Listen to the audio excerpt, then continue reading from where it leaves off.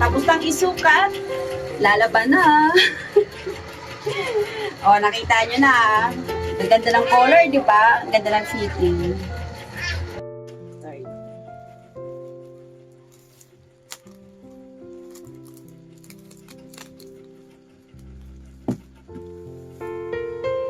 See?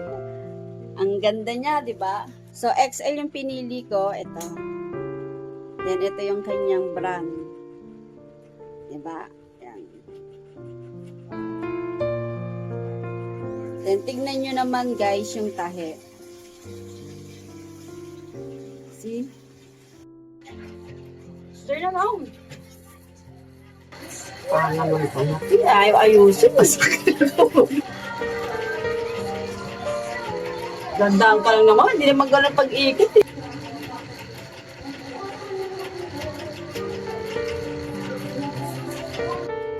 Wait lang muna. Oh, tsaka tumalik ko.